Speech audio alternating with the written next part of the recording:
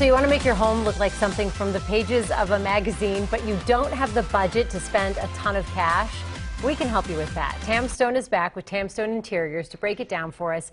Tam, there are certain things that we should splurge on, and then other things where it's okay to do on the cheap. Well, I say get creative. I don't say necessarily do it on the cheap, but get creative. Is cheap like a no-no word in the decorating industry? You know, it might be a little bit. I don't know. I prefer not to ever tell someone, we're going to do this cheap.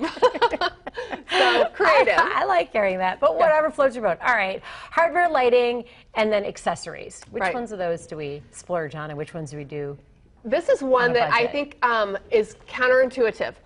Most of the time, clients think, oh, hardware, who cares? And lighting, it's all right. It's just, you know, it's out there. Those are places that you really need to splurge by quality. I just took a client last week to actually look at hardware and allowed her to feel the difference between a $1.90 knob, a $7 knob, and a $25 knob. And we went with the middle range, but she really wanted the $1.90 knob to start with. It's a tactile experience. When you're opening something, it just feels cheap and plastic if you just get it too cheap. Also, the looks are much more sophisticated in your higher end pieces. So it's like taking a beautiful black dress and going to a cocktail party and putting on your plastic kids' beads.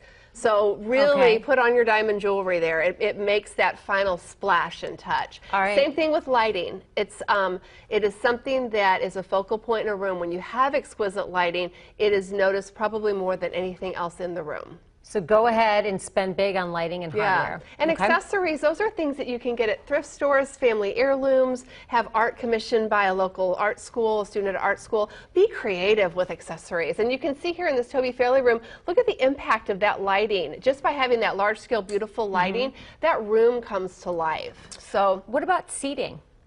Okay, seating is an area, again, that people feel like, oh my gosh, this is a big budget item, my sofa. I only have $800 to spend on a sofa. Here's my rule of thumb, is that I say for your large upholstery pieces that you're going to be sitting and using all the time, as much as you can afford, add 25% to that and buy that sofa. Because spend more than you can afford? More than you can afford. This is a piece that you are literally going to be using for years, and it's more cost effective to reupholster it. Yes.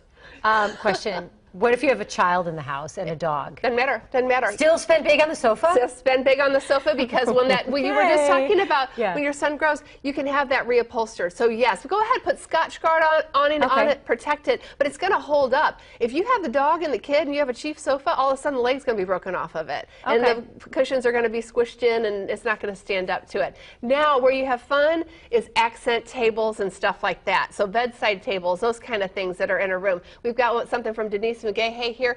I'm sure everything in that room is very high-end because that's her style, but look at how fun those little poofs are and those side tables and all that.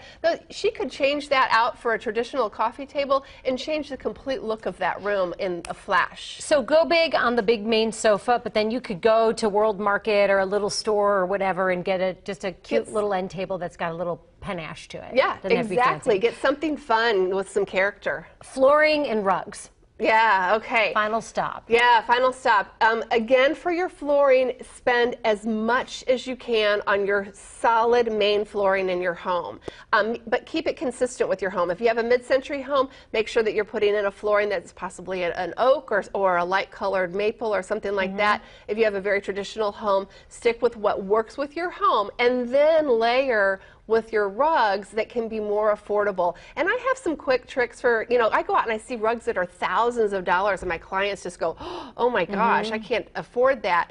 Well, get creative. Go buy 4 smaller rugs and have them sewn together at a upholstery I never would have place. thought of that. Or get you know, carpet by the yard and have a border glued onto the edge of it. And we have an example of a rug.